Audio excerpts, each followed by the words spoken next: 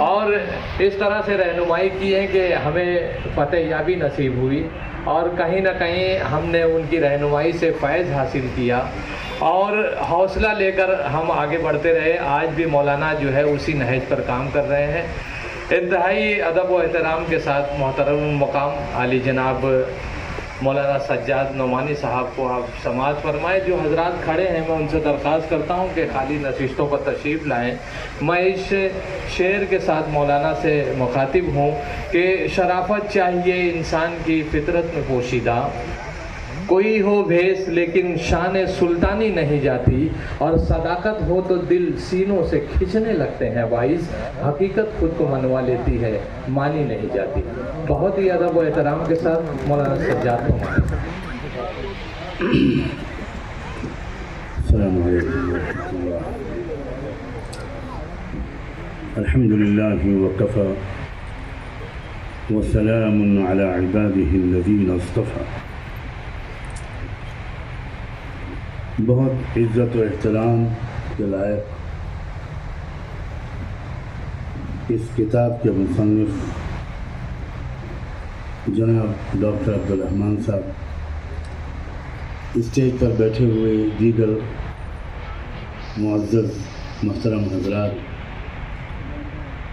اور بھائیوں اور نوجوانوں،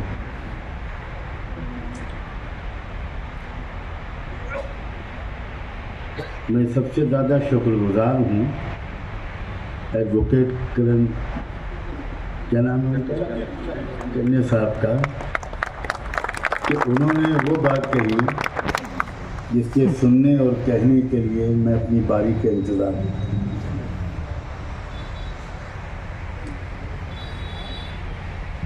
ہم مسلمان شاعری بہت کرتے ہیں اور اس شاعری نے ہمارا بیڑا غرق کر دیا۔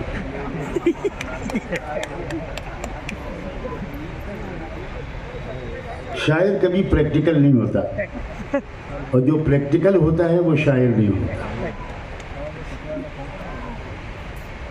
اسی لیے سب سے بڑے پریکٹیکل رہبر محمد الرسول اللہ کے بارے میں اللہ نے صاف قرآن میں کہا وَمَا عَلَّمْنَاهُ الشِّعْرَ وَمَا يَنبَغِي لَهُ، ہم نے محمد کو شاعری نہیں سکھائی اور محمد کے لیے مناسب بھی نہیں تھا۔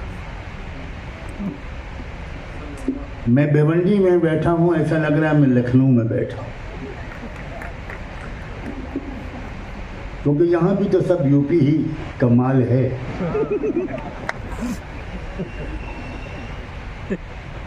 لوگ اپنے میکہ اور سسرال تو چھوڑ کر آ جاتے ہیں لیکن اپنی عادتیں چھوڑ کر نہیں آتے۔ دیکھیے ایک آئیڈیلسٹک سچویشن ہے، کیا ہونا چاہیے، جو بات جناب عبدالرحمن صاحب نے بڑی طاقت کے ساتھ رکھی تھی، اور ایک یہ بات ہے کہ اس آئیڈیلسٹک گول تک ہم اس وقت کی اس وکسنگ سچویشن کو سامنے رکھ کر کیا اسٹریٹجی بنا سکتے ہیں، کیسے پہنچ سکتے ہیں ہم اس گول تک اسٹیپ بائی اسٹیپ۔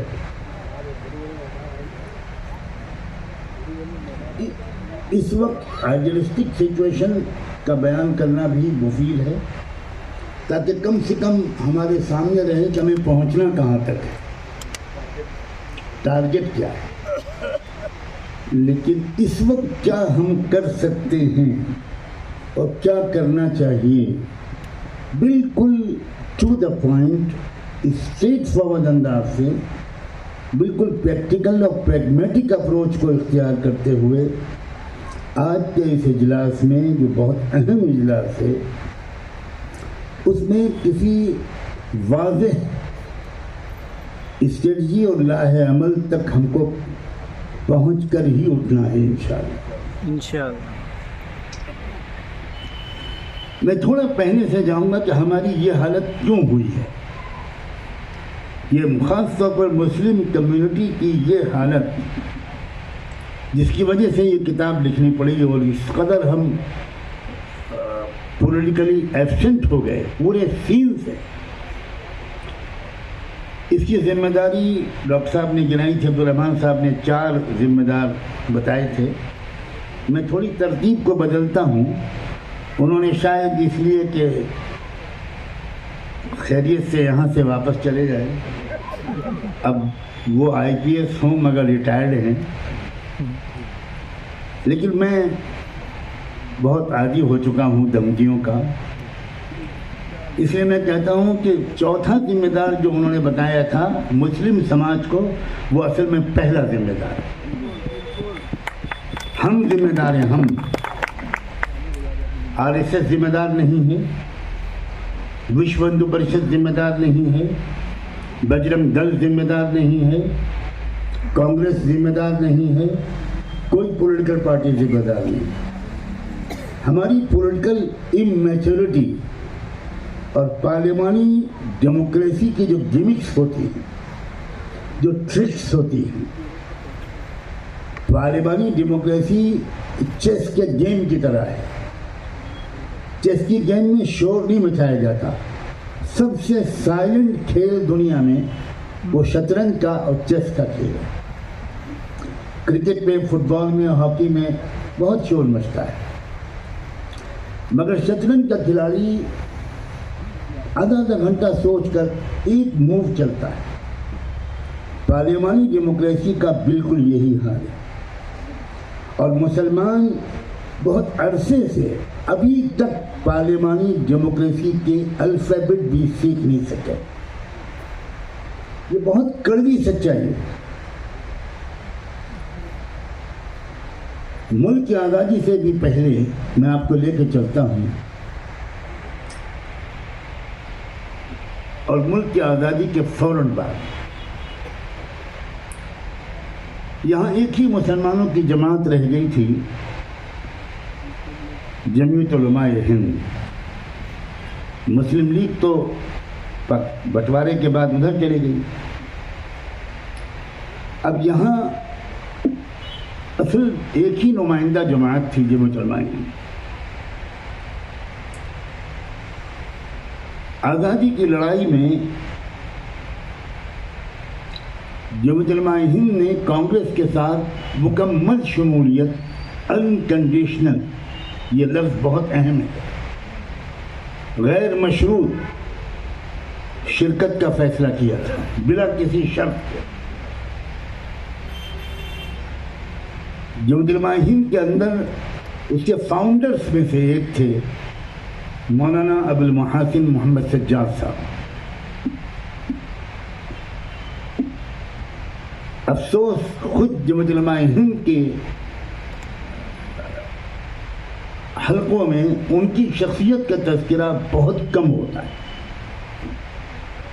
وہ بانی تھے جمعیت علماء ہند کے. جب یہ بحث چلی تو جمعیت علماء ہند کی ورکنگ کمیٹی میں مولانا ابو المحاسن محمد سجاد صاحب نے بڑے زور کے ساتھ یہ رائے رکھی کہ ہمیں اس طرح انکنڈیشنل، غیر مشروط، بنا شرط کانگریس کو سپورٹ کر کے مسلمانوں کو کانگریس کے اندر ضم نہیں کرنا چاہیے. ہماری اپنی ایک پولیٹیکل طاقت ہو، اور وہ پولیٹیکل طاقت ہماری نگرانی میں کانگریس کے ساتھ سمجھوتا کرے.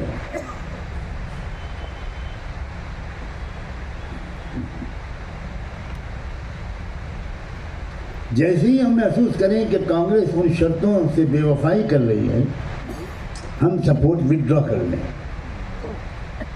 ہمارا ایک پریشر بنا رہنا چاہیے، ورنہ اگر ہم نے اسیمیلیٹ کر دیا اپنے آپ کو، اپنے وجود کو ان کے اندر ضم کر دیا، تو پھر سینکڑوں سال تک انڈین مسلمز وہ کبھی بھی اپنے حقوق کو حاصل نہیں کر سکیں گے.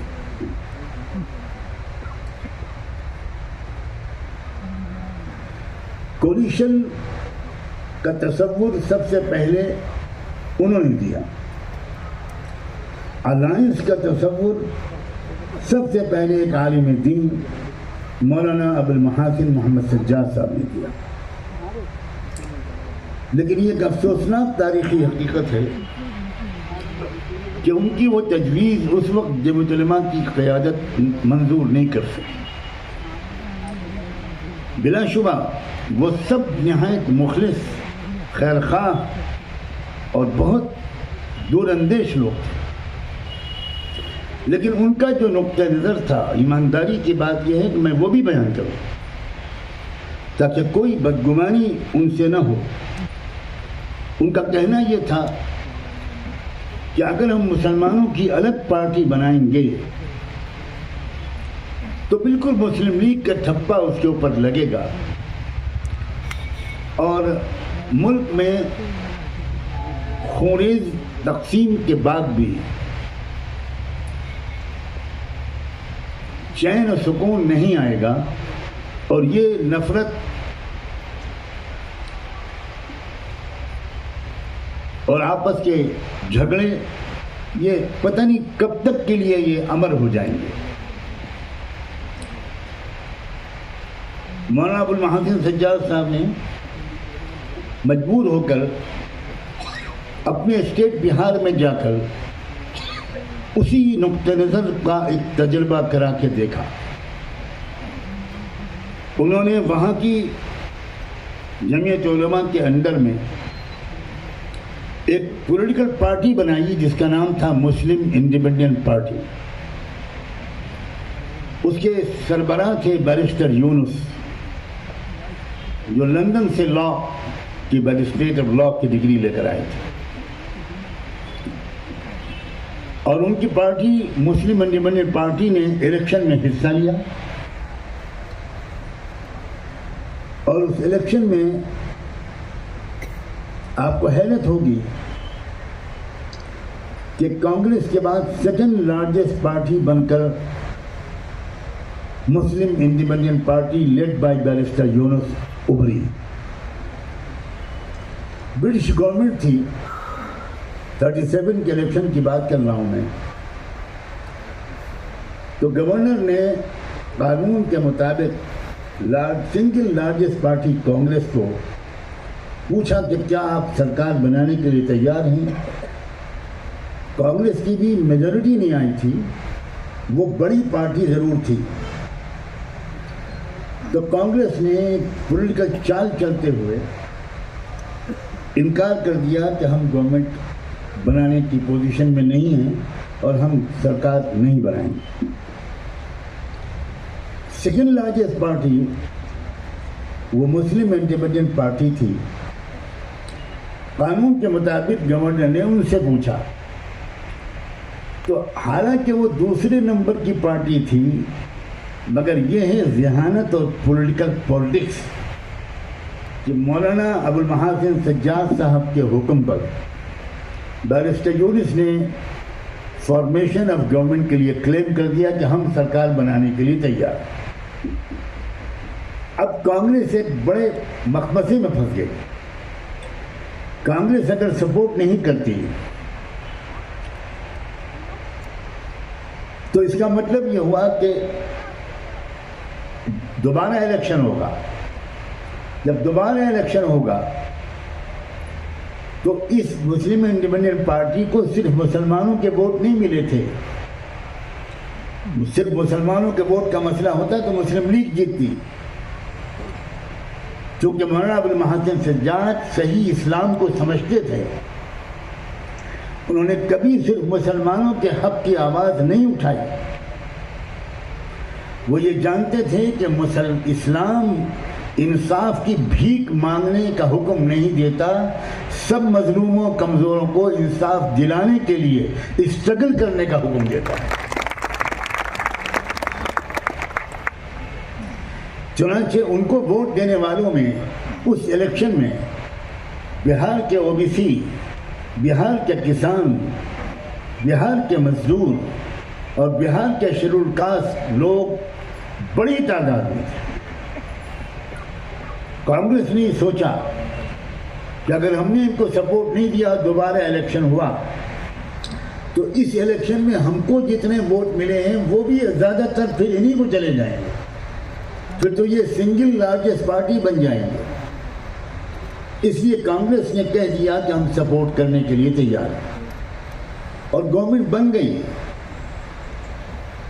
6 مہینے وہ گورنمنٹ چلی۔ پہلے ہی دن مولانا ابوالمحاسن سجاد صاحب نے بہار کے 500 علماء کا ایک فقہی، علمی، اسلامی، دینی، مذہبی اجتماع بلایا اور ان کے سامنے ایک مسئلہ رکھا کہ بہار کا سب سے بڑا مسئلہ، اور آج تک وہ بہار کا سب سے بڑا مسئلہ ہے، وہ ہے زمینوں کی تقسیم، زمینوں کا بٹوارا۔ تو مولانا ابوالمحاسن سجاد صاحب نے پہلے اسلامی شریعت کی روشنی میں علماء سے پوچھا کہ بتائیے کہ زمینوں کی تقسیم کیسے کی جائے تاکہ سب کو انصاف ملے۔ وہاں کا حال یہ تھا کہ زمین بہت بڑے بڑے زمینداروں کے پاس تھی اور چھوٹے چھوٹے کسان چھوٹے چھوٹے پلاٹس پر مزدوری کرتے تھے۔ وہ 100 سال سے 200 سال سے ان کا خاندان مزدور ہے، لیکن ملکیت کا حق نہیں مل رہا ان کو۔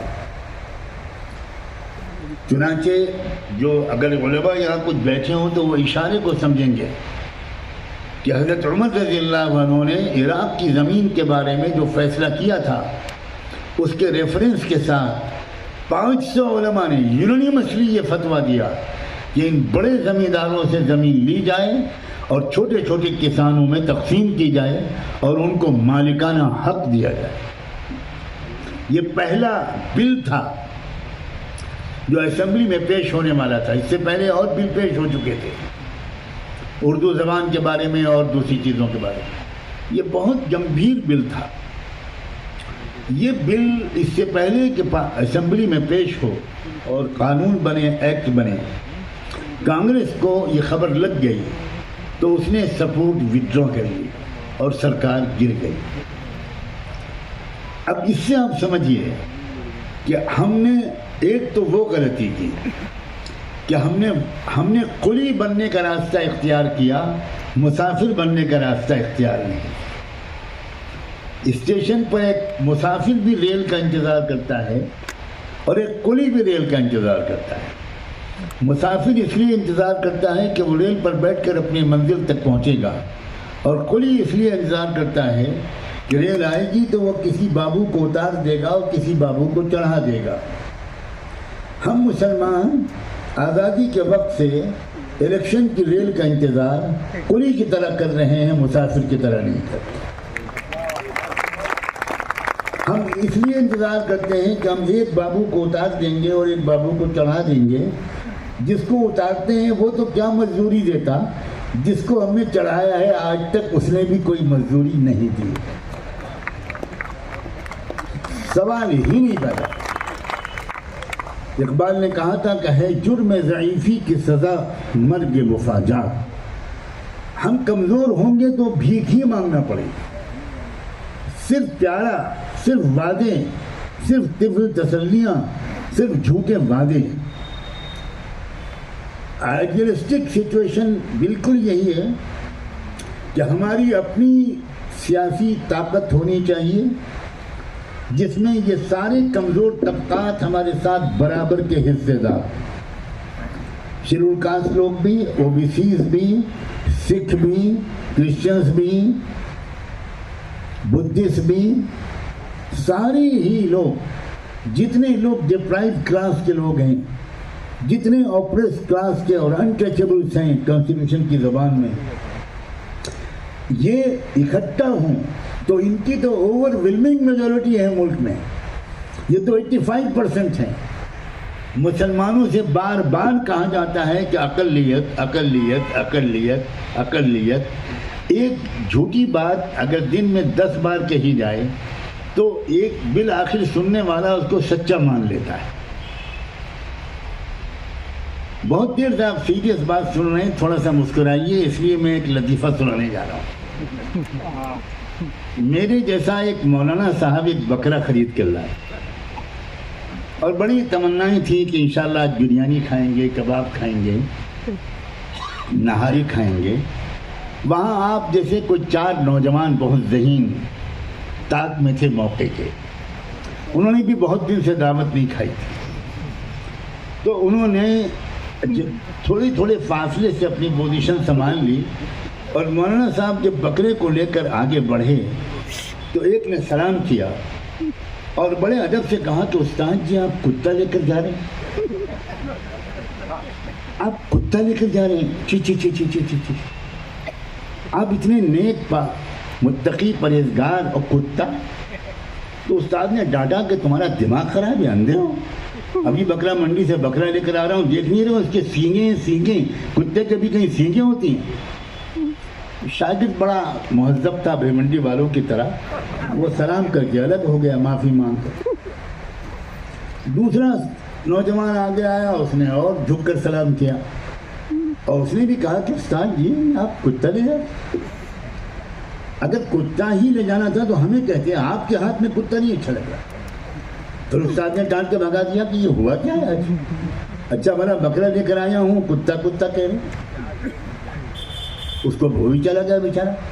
پھر تیسرا ملا، اس نے لکھنوی انداز کا سلام کیا اور بڑے ادب سے پھر شکایت کی کہ حضور یہ کیا ہوا، یہ کتا آپ کیوں لے جا رہے ہیں؟ ہم لوگ مر گئے تھے، ہم سے کہتے ہیں آپ ہم پہنچائیں گے۔ اس کو بھی ڈانٹ کے بھگا دیا۔ چوتھا آیا تو اس نے حیدرآبادی سلام کیا، بہت ہی جھک کر تقریباً رکوع کی پوزیشن میں جا کر، اور اس کے بعد کہا کہ قیامت قریب ہے، یہ اماں بتاتی تھی، آج یقین ہو گیا کہ قیامت قریب ہے۔ تو استاد نے کہا کہ کیوں بھائی؟ ان کا آپ جیسا نیک اور کتا، یہ تو قیامت کی نشانی نہیں تو اور ہے کیا؟ اب استاد کو شک ہو گیا کہ سم تھنگ از رانگ، کچھ نہ کچھ گڑبڑ ہے، موتیا بند بہت بڑھ گیا ہے، میں کتے کو بکرا سمجھ رہا ہوں۔ تو انہوں نے پھر وہ بکرے کو ڈھکیل دیا کہ دھت۔ اب وہ چاروں نے پکڑا اور لے گئے اور قبلہ رو لٹایا، بسم اللہ اللہ اکبر، اور پھر بہت عمدہ دعوت ہوئی، بھیونڈی کی دعوت کی طرح۔ یہ کیا کہا جاتا ہے کہ اقلیت اقلیت اقلیت اقلیت، یہ کون احمق لوگ ہیں جنہوں نے یہ مان لیا کہ ہم اقلیت؟ ایبسلیوٹلی جھوٹ ہے یہ۔ اس ملک کے مظلوم اقلیت میں نہیں ہیں، اوور ویلمنگ میجورٹی میں ہیں، زبردست اکثریت میں ہیں۔ لیکن مصیبت کیا ہے؟ ہم ٹریپ میں پھنستے چلے جا رہے ہیں، شروع سے برابر ٹریپ میں پھنستے ہیں، کیونکہ پولیٹیکل ایجوکیشن ہماری نہیں ہے، ہماری تعلیم نہیں ہوئی ہے سیاسی۔ علماء نے اپنے ممبروں سے عوام کو سیاسی شعور دینے میں زبردست کوتاہی کی ہے، یہ اور کوئی نہیں کہے گا، میں کہنے کا حق رکھتا ہوں۔ قرآن مجید کے ہر تیسری چوتھی صفحے پر سیاسی شعور کی آیات ہیں، ہر دوسرے صفحے پر سیاسی شعور کی آیات ہیں۔ میں اس وقت کم ہے اس لیے وہ آیات کوٹ نہیں کروں گا۔ سورہ بقرہ بھری پڑی ہے سیاسی شعور کے، سورہ آل عمران بھری پڑی ہے سیاسی شعور سے، مگر علماء بھی قرآن کو زندہ کتاب کی حیثیت سے نہیں سمجھتے، وہ تلاوت کی طرف وہ پڑھتے ہیں۔ تو ہم دوسرے لوگوں سے کیا شکایت کریں، ان کو تو تلاوت بھی نہیں آتی۔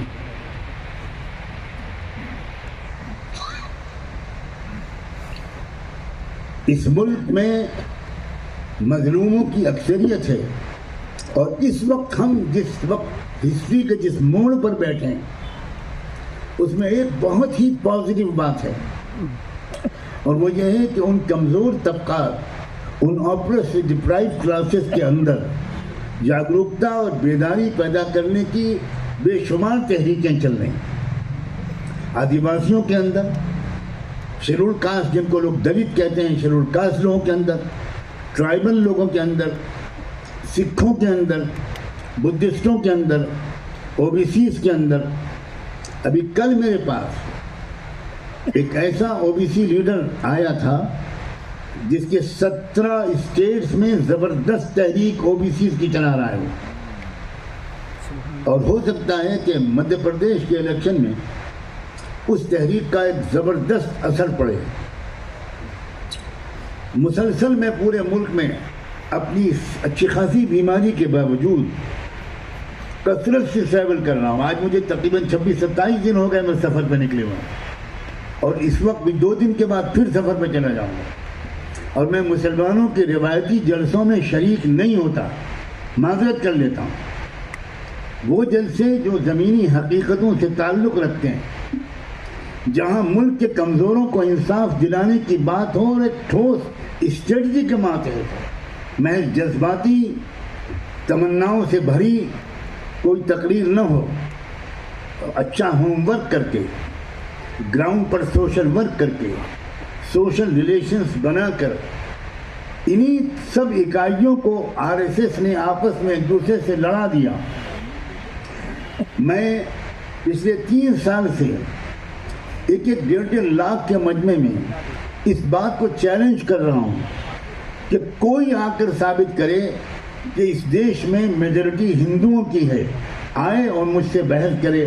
میں بند کمرے میں بھی بحث کے لیے تیار ہوں، کیمرے کے سامنے بھی بحث کے لیے تیار ہوں، اور ہزاروں سوشل سائنٹسٹ لوگوں کے سامنے بھی بحث کے لیے تیار ہوں۔ یہ بالکل جھوٹی بات ہے کہ اس ملک میں ہندو میجورٹی میں ہے۔ بدھسٹ ہندو نہیں ہیں، سکھ ہندو نہیں ہیں، کرسچن ہندو نہیں ہیں، لنگایت ہندو نہیں ہیں، شیڈول کاسٹ کے لوگ ہندو نہیں ہیں۔ کہاں سے میجورٹی ہوگی ہندو؟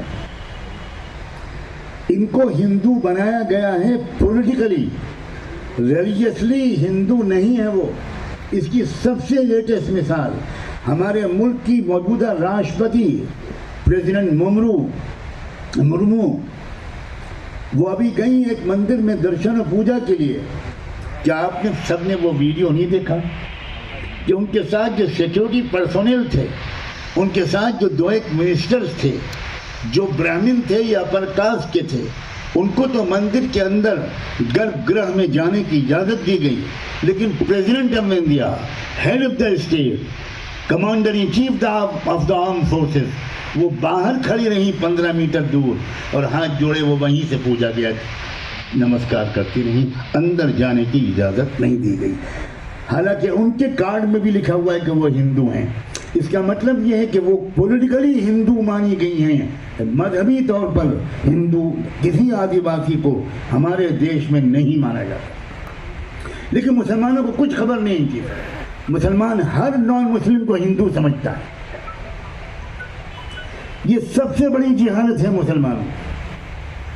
پچھلے راشٹرپتی مسٹر رام کووند، ان کے ساتھ بھی یہ ہوا۔ وہ پوری کے مندر کے درشن کے لیے اتنا لمبا سفر کر کے گئے، پوجا کے لیے، ان کو تو دروازے کے اندر نہیں داخل ہونے دیا گیا۔ He was not allowed to enter into the temple. He was pushed physically. ان کو دھکا دے کر باہر نکالا گیا۔ پریزیڈنٹ آف انڈیا کیوں؟ اس لیے کہ وہاں ایک بڑا سا بورڈ لگا ہوا تھا کہ non Hindus are not allowed, جو ہندو ہوگا وہ اندر جا پائے گا۔ تو اس کا مطلب یہ ہوا ہم مسلمان ٹوٹلی اپنے ملک کی سماجی ویوستھا سے ناواقف رہے۔ کس کا فائدہ اٹھایا ہے لوگوں نے؟ ہم نے بالکل سمجھا ہی نہیں اس ملک کی ریئلٹی کو۔ ہم اپنے سماج کو اگر نہیں سمجھیں گے تو کیا سیوا کر پائیں گے؟ لیکن میں فیوچر کے بارے میں بہت آپٹیمسٹک ہوں۔ اس کی وجہ یہ ہے کہ تحریکیں جو چل رہی ہیں ملک کے اندر زمینی سطح پر، جو لوگ ہمارے دیش کے حالات کو میڈیا کے ذریعے سمجھنے کی کوشش کرتے ہیں، وہ کبھی دیش کو صحیح سمجھ نہیں سکتے۔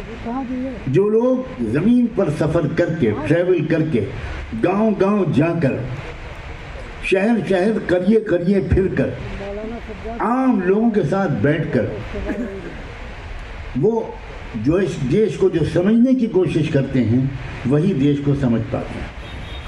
ابھی جو بات بیان کی گئی کہ کانگریس کے بعض لیڈرز، میں کانگریس ایز اٹ از نہیں کہہ رہا ہوں، پوری پارٹی کو نہیں کہہ رہا ہوں، جان بوجھ کر یہ کر رہا ہوں۔ مسٹر راہل گاندھی یہ جو آپ او بی سی کی بات کر رہے ہیں، یہ جو کاسٹ سینسس کی بات کر رہے ہیں، جو کبھی کانگریس نے نہیں کی، وہ اس لیے کر رہے ہیں کہ انہوں نے پورے دیش میں بھارت جوڑو یاترا کے موقع پر یاترا کر کے دیش کو دیکھا پہلی بار۔ یہ لوگ ایئر کنڈیشن کمروں ہی میں پیدا ہوتے تھے اور ایئر کمروں ہی سے ان کی چتا نکلتی تھی، یہ کیا جانے دیش کو۔ لیکن اچھا ہوا کہ شہزادے عالی جناب نے پورے دیش کے پیدل سفر کی تکلیف اٹھائی. بہت شکریہ. اب خدا کرے ولی عہد معظم اب کبھی زمینی یاترا سے کچھ سبق ملے اور اپنی پارٹی سے بھی منوانے میں کامیاب ہوں. یہ بھی اچھی علامت ہے کہ کانگریس کا پہلا صدر دلت بنا ہے. یہ بڑی تبدیلی ہے اور یہ تبدیلی اس لیے ان کا کمال نہیں ہے. انہوں نے ریڈ کیا ہے زمینی حقیقتوں کو. 10 15 20 سال سے زیادہ اس ملک میں وہ ظالم طاقتیں ایکسپلائٹ کر پائیں گی. میں یقین سے کہتا ہوں کہ ایسا ناممکن ہے. اب ملک کا کسان جاگ گیا, ملک کا مزدور جاگ گیا. 750 کسانوں نے اپنی جانوں کی قربانی دی ہے. معمولی بات نہیں ہے. مطلب کسان سے کیا مطلب؟ کسان تو کچھ جانتا ہی نہیں تھا. مزدور جان گیا, عورتیں مہلائیں جاگ گئیں, یوتھ جاگ گیا. کن لوگوں نے CANRC کے خلاف تحریک چلائی؟ ہمارے نوجوانوں نے. علی گڑھ مسلم یونیورسٹی اور جامعہ ملیہ کے نوجوان, انہوں نے سب سے زیادہ قربانی دی. سب سے پہلے انہوں نے اس کے خلاف آواز اٹھائی. تو اس کا مطلب یہ ہوا کہ مستقبل کے بارے میں بہت اچھی امید ہے. اور چونکہ میں جانتا ہوں کہ وقت کے اندر پروگرام کو ختم ہونا چاہیے, میں عبد الرحمن صاحب کے بارے میں ایک امید آج یہاں رجسٹر کرا کے جاتا ہوں. وہ یہ کہ صرف کتاب لکھ کر آپ بیٹھ نہیں جائیں گے. آپ کو زمینی سطح پر لیڈرشپ سنبھالنی ہوگی اور ہم آپ کو مظلوموں کا لیڈر بنائیں گے اگر ہم آپ کی نیت کے بارے میں مطمئن رہیں. بالکل صاف میں بات کہہ رہا ہوں. لیڈرشپ کوئی عالم نہیں کر سکتا. میں یہ بات بھی آن ریکارڈ کہنا چاہتا ہوں. کوئی مولانا, کوئی بزرگ وہ رہنمائی دے سکتے ہیں اگر ان کے پاس نالج ہو, ان کے پاس ایکسپیرینس ہو, وہ رہنمائی دے سکتے ہیں. لیکن سڑک کی سیاست, اور سیاست سڑک پر ہوتی ہے, سیاست جیلوں میں ہوتی ہے, سیاست پولیس اسٹیشنز میں ہوتی ہے, سیاست عدالت کے کٹہروں میں ہوتی ہے, سیاست اخبار کے کالموں میں ہوتی ہے, سیاست بھوک ہڑتال کر کے ہوتی ہے, سیاست دھرنا دے کر ہوتی ہے. اور یہ کام کرنے کی طاقت اور صلاحیت آپ میں ہے.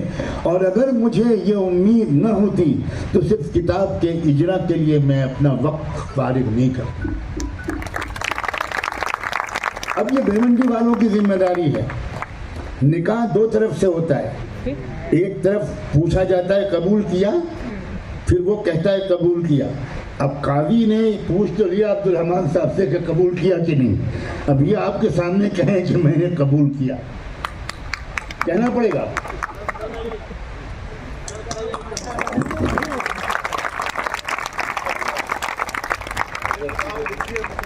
پولیٹیکل طور پر امپاور کرنے کے لیے انشاءاللہ. اور مولانا نے جو کہا کہ پورے دیش میں آپ کو گھومنا پڑے گا سفر کر کے زمین کو سمجھنے کے لیے, میں بالکل سفر کروں گا. اور بھارتی مسلمان جس رول میں مجھے دیکھنا چاہتا ہے اس رول میں آپ کے سامنے کھڑا رہوں گا انشاءاللہ. یقین مانیے ہمیں ایسے پروفیشنلز کی, ایسے ایجوکیٹڈ لوگوں کی اور ایسے سروس مین کی جن کو انوبھو ہوتا ہے, ایکسپیرینس ہوتا ہے. پولیس ڈپارٹمنٹ ظاہر ہے کہ یہ سب سے زیادہ تجربہ کار ڈپارٹمنٹ ہوتا ہے. اس کو ایک طرف اسٹیبلشمنٹ کا بھی تجربہ ہوتا ہے, ایک طرف پبلک کا بھی تجربہ ہوتا ہے, ایک طرف بے گناہوں کا بھی اس کو سابقہ پڑتا ہے, ایک طرف گنہگاروں کرمنلز کو بھی وہ ڈیل کرتا ہے. لا اینڈ آرڈر کو مینٹین کرنا اس کی بڑی نازک ذمہ داری ہوتی ہے. بڑے مشکل حالات میں وہ اپنے آپ کو پوری طرح سنیم میں رکھتا ہے, کنٹرول میں رکھتا ہے. ایموشنل ری ایکشن دینے والا کوئی پولیس آفیسر کامیاب نہیں ہو سکتا. کوئی جج وہ کبھی بھی صحیح طور پر جوڈیشری کے فرائض ادا نہیں کر سکتا اگر وہ جذباتی ہو. اس لیے میں یہ امید کرتا ہوں کہ ہماری ان کی کچھ تفصیلی ملاقات ہوگی انشاءاللہ, بلکہ ملاقاتیں ہوں گی. اور ان کے سامنے میں وہ لاہے عمل جو میں پچھلے 30-35 سال سے در کی ٹھوکریں کھا کر میں نے محسوس کیا ہے، اور میں محسوس کرتا ہوں کہ ملک کے نوجوان، ملک کے غریب، ملک کے مزدور، ملک کے کسان، ملک کے مظلوم، ملک کے عورتیں اور نوجوان، بلکہ آج مجھے کمی محسوس ہو رہی ہے کہ یہاں لیڈیز کو کیوں نہیں بلایا گیا۔ میں اس بات کا پوری طرح قائل ہوں کہ پورے تہذیبی حدود کا خیال کر کے ہماری لیڈیز کو بھی ایجوکیٹڈ ہونا چاہیے اور ان کو ایکٹیو ہونا چاہیے، ان کو پوری طرح ایکٹیو ہونا چاہیے، ان کو ایک رول دیا جانا چاہیے۔ اور میں یہ بات بھی آپ کو یاد دلاؤں کہ سی اے اور NRC کے سلسلے میں سب سے زیادہ لاٹھیاں پولیس کی جو کھائی ہیں وہ لڑکیوں نے کھائی۔ جامعہ ملیہ کی 50 لڑکیاں، جن کو دیکھنے کے لیے میں ایک کے بیڈ پر گیا اسپتال میں، جس وقت وہ ایکشن ہوا ہے پولیس کا، میں اس وقت سخت بیمار تھا۔ 2 بجے رات کو میں نے ایک ویڈیو میسج ریکارڈ کرا کر وہاں بھیجا۔ اس کے بعد جیسے ہی 3-4 دن کے اندر میری طبیعت اس قابل ہوئی، میں فوراً دلی گیا اور وہاں اس اسپتالوں میں جہاں وہ انجورڈ لڑکے اور لڑکیاں تھے، سب کے پاس ایک کے پاس گیا۔ میں آپ کو صرف ایک لڑکی کے جذبات بیان کرنا چاہتا ہوں۔ 18-19 سال کی ایک ینگ لڑکی جس کے بدن کی 8 ہڈیاں ٹوٹ چکی تھی، سر سے پیر تک وہ پلاسٹر میں جکڑی ہوئی تھی، اور جب میں اس کے پاس گیا، اس کی خالہ اس کے پاس تھی، تو میں نے اس لڑکی سے کہا کہ بیٹی تم کو بولنے میں بھی تکلیف ہوگی، ایک لفظ بھی مت بولو، صرف ایک بار دل میں میری مغفرت کی دعا کر۔ تمہاری دعا اس وقت سیدھے عرش پر جائے گی، کیونکہ مظلوم کی دعا اور عرش کے درمیان کوئی فاصلہ نہیں ہوتا۔ تو وہ رونے لگی، عجیب اس کی کیفیت ہو گئی، اور پھر اس نے کہا کہ میں تو بہت خطا کار اور گنہگار ہوں، لیکن میں آپ کو ایک بات بتاؤں، 8 دن ہوئے ہیں مجھے اسپتال میں داخل ہوئے، یا 7 دن۔ لاٹھیاں کھانے سے پہلے میں ایک نماز بھی نہیں پڑھتی تھی، صرف رمضان میں نمازیں پڑھتی تھی، باقی میں کوئی نماز نہیں پڑھتی تھی۔ جس دن سے میں نے لاٹھیاں کھائی ہیں پولیس کی، اور میں اسٹریچر اور ایمبولینس پر یہاں لائی گئی ہوں، مولانا صاحب اس دن سے میری تہجد بھی نہیں چھوٹی ہے۔ یہ ہیں ہمارے نوجوان، یہ ہیں ہمارے نوجوان لڑکے اور لڑکیاں، ہزاروں لاکھوں کے اندر شاندار جذبات ہیں۔ ضرورت ہے ان کو آرگنائز کرنے کی، ضرورت ہے ان کو ایجوکیٹ کرنے کی۔ اور جو شکایت یہاں پر برابر سب نے کی ہے، اپنے انٹلیکچوئل لوگوں سے، بزنس والے لوگوں سے، پروفیشنل لوگوں سے، وہ شکایت کر کے میں آپ کا ذائقہ خراب نہیں کروں گا، لیکن اس میں کوئی شک نہیں ہے کہ ہم بغیر محنت کیے تبدیلی کی امید کرتے ہیں۔ یہ ہمارا قومی مزاج ہے۔ جس RSS پر ہم بہت بد دعائیں بھیجتے ہیں، کاش کہ ہم اس کے پرچارکوں اور ان کے ورکرز کے مقابلے میں 1 پر ملین محنت کرتے۔ بہت شدید محنت کی RSS کے لوگوں نے پچھلے 100 سال سے۔ انہوں نے اپنا ایک قومی نصب العین بنایا، ایک مقصد بنایا، ایک قومی ٹارگٹ اور گول بنایا، اور انتھک محنت کی ہے، تب جا کر وہ اب اپنے گول کے قریب پہنچے ہیں۔ ہمارا کوئی قومی مقصد ہی نہیں ہے۔ ہماری مصیبت یہ ہے، ہمیں ایک قومی مقصد بنانا ہوگا، اور وہ قومی مقصد صرف یہ ہے کہ تمام باشندگان وطن کو انصاف ملے، سب کو انصاف ملے، صرف مسلمانوں کو نہیں، سب کو انصاف ملے۔ اس کے لیے ہم سب کو اپنے resources, human resources, financial resources, اپنی صلاحیتیں، اپنے ہنر، اپنی انرجی، اپنا وقت ڈیووٹ کرنا ہوگا۔ میں امید کرتا ہوں کہ اس کتاب کا یہی اصل پیغام ہے، اور اس کو آپ ایک ایک لفظ پڑھیں گے بھی، اور پڑھ کر انشاءاللہ ایک نئی تحریک آزادی اس ملک میں شروع کریں گے۔ بہت بہت شکریہ، جزاکم اللہ۔ ابھی بیٹھے رہیں، مہمانوں گلپوشی بھی ہوگی، اور انشاءاللہ